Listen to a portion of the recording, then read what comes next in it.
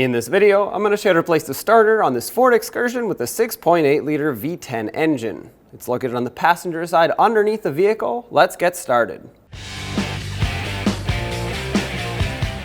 Let's disconnect the negative battery terminal. If you move this strap, it's going to be this one closest to the fender.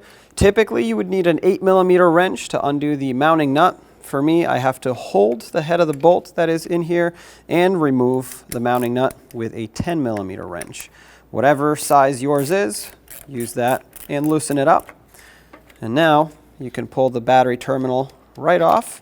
Set that aside to where it can't bounce back and make connection. With the battery disconnected, we can now locate the starter, which is on the passenger side of the engine. You can go from underneath and reach it right through here. This main wire is going to come from the battery directly. We're going to have to unbolt this with a 13mm socket.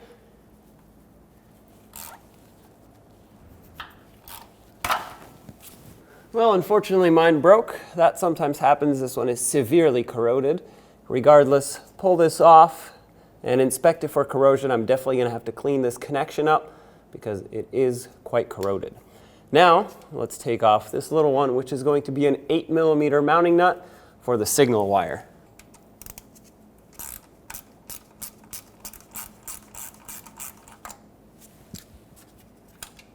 There it is. Set those aside.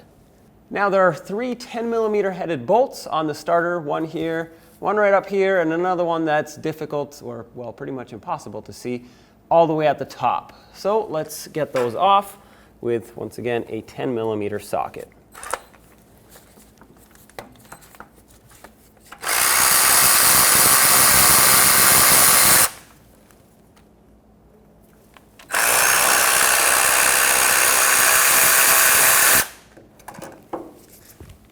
There's the second. There's the third one right up top. Break that free and remove it.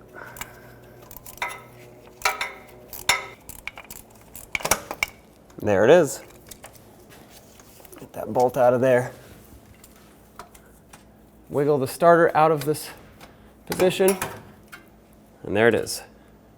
Because I have some pretty severe corrosion on these terminals and I want them to make a good contact, both of them, I'm going to sand them down with a worn out sanding disc so that I don't remove too much material. I just want to remove the corrosion.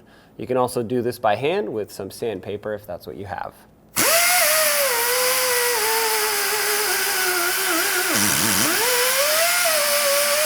If the surface where the starter mounts is this dirty for you, you're going to want to clean it off so that you don't have anything in the way of the starter mounting nice and flush. So I'm going to take a rag, wipe down all of this debris that's in the way, get the new starter, slide it up into position, and line it up with the transmission. Just like that. It's easiest if you start in the bottom bolt at first, just so you can have it secured in place, so that you can then start in the other bolts. I don't recommend tightening this one fully, so that you can still move the starter, but bringing it in about halfway makes it so it's not going to fall down on you. Right about there, we can still move the starter, so let's put in the other bolts. This one in.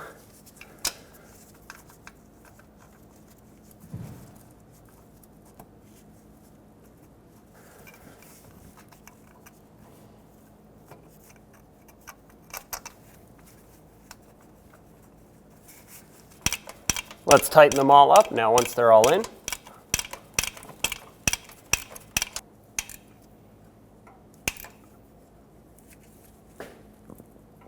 That one's tight. I'll come back with a longer ratchet or even a torque wrench if I can fit it up there and torque it. For now, let's get the other two.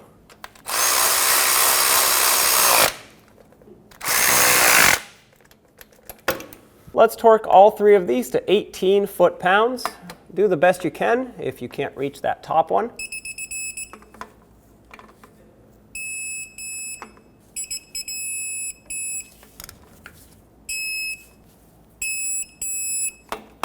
Now let's remove the new hardware that mounts the two wires off the starter take them off so we can mount the wires. This main power wire will not only have a mounting nut, but also a lock washer. Save that and set it aside. This signal wire is going to be a 10 millimeter.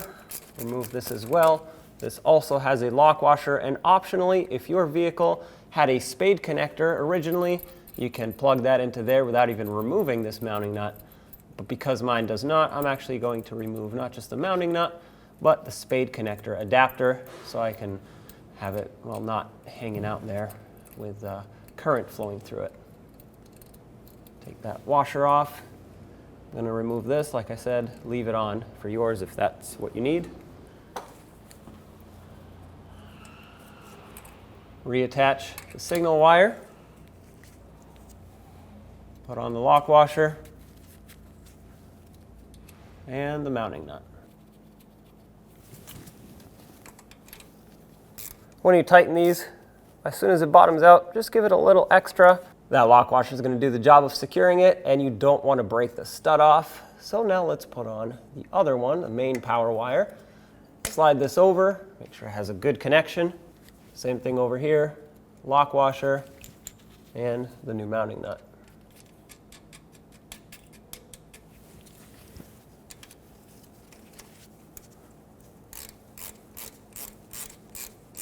And same over here, just bottom it out.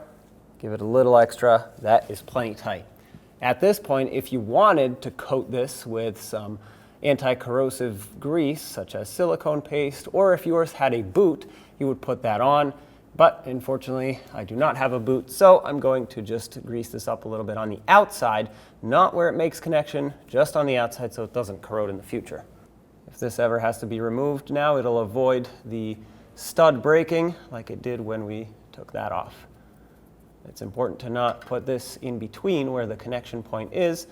Otherwise, you could actually prevent a good connection from being made, and then your vehicle won't start. This is just going to coat the outside. We're done under here, so let's connect the battery. Now let's connect the negative battery terminal.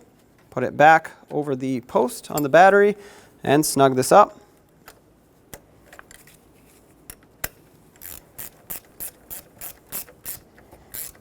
Just give it a couple turns after it starts making contact, and as long as you can't spin this around, you're good to go. That's plenty tight. You don't want to stretch out the battery terminal. There you have it. When only the best will do, demand TRQ. The only company that lets you view before you do. TRQ is committed to offering the highest quality aftermarket auto parts that are engineered for peace of mind. Thanks for using and viewing with TRQ.